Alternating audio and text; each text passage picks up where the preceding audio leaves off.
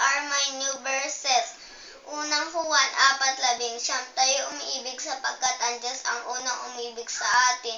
Juan 1:4, sinusulat namin ito upang malubos ang ating kagalakan. Matthew 3:8, produce fruit with keeping with repentance. Mark 6:42, they all ate and were satisfied. John 3:30,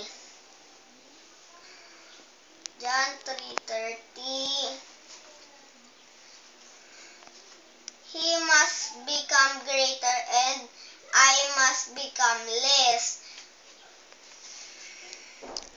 Hebrews 13:8, Jesus Christ is the same yesterday, today, and forever.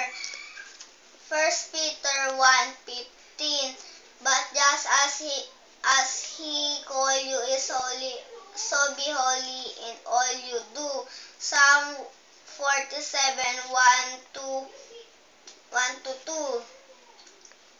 Clap your hands, all you nations, shout to God with cries of joy.